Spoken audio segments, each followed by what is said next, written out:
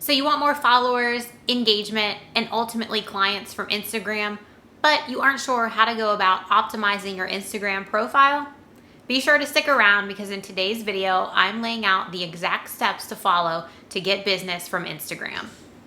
Getting business from Instagram is a lot simpler than you might think.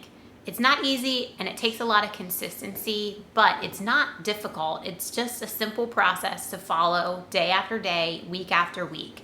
And when you're setting up your Instagram profile, it's extremely important to optimize it from the very beginning. And that first step is selecting a professional username.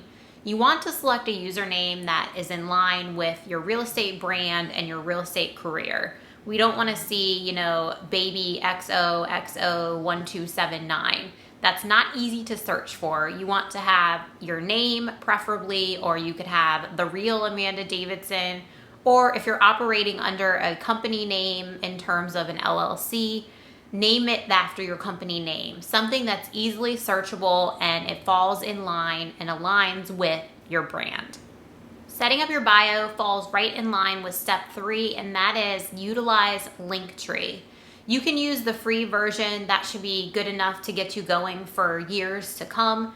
And what you want to do is within Linktree, include links where you want to drive your audience. So that could be to your website. It could be to a value proposition that you are utilizing. It could be to a landing page to get some type of free information.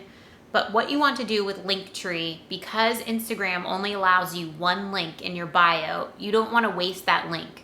Put the Linktree in your bio, and then once your audience clicks on that, they can see the other options that you have set up within Linktree. So it gives you some leverage to be able to drive them to different places than just using the one link that Instagram allows in your profile. Step 4 is using a high quality profile picture. And I know this sounds really basic, and it is, but I see so many real estate agents out there who do not have a good profile picture.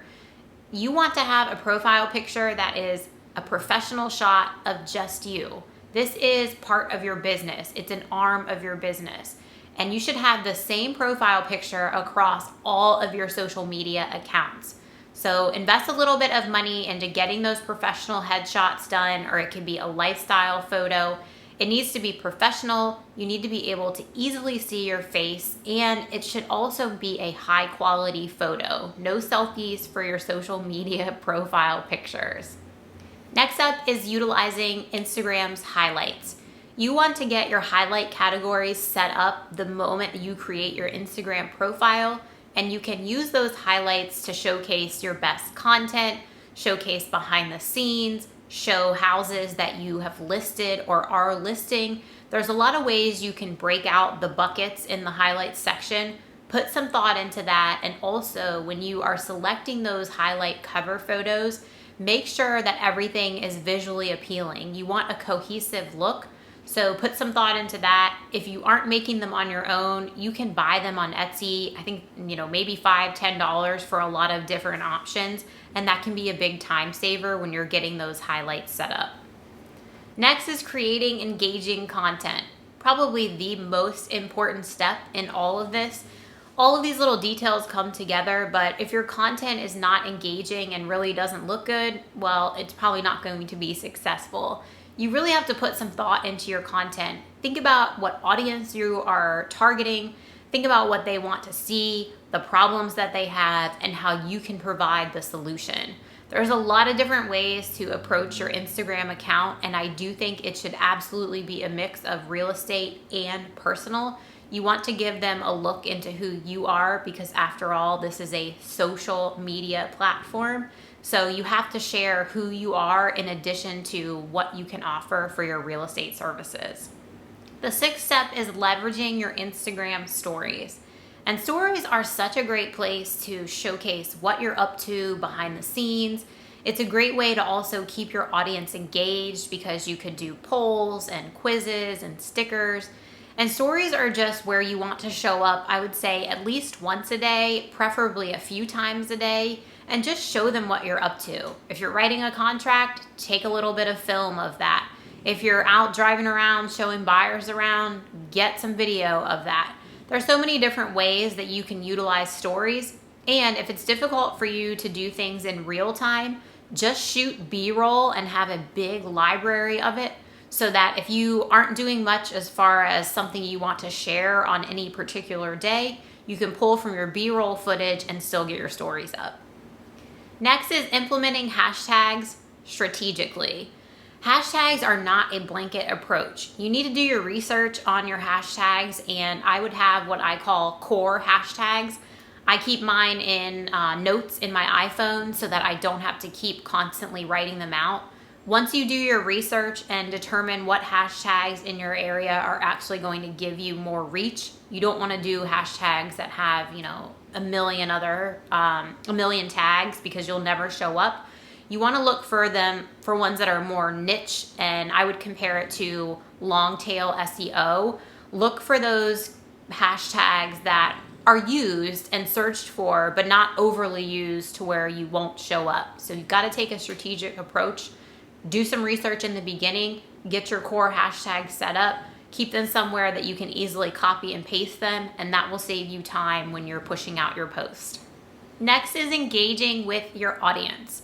And on a very basic level, this starts with responding to comments and direct messages in a timely manner. You want to quickly respond to anyone that comments on your post or messages you or responds to your story.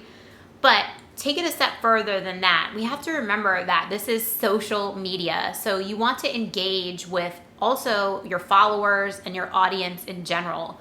Go and comment on their posts. It's really easy to give a like, and I'm not saying that's not helpful to them. It is, but it means a lot more when you take the time, carve out 30, 45 minutes a day to go and comment on other people's posts, and always reciprocate. If someone is commenting and engaging with your posts and giving you that support, head on over to their account and show them that same love.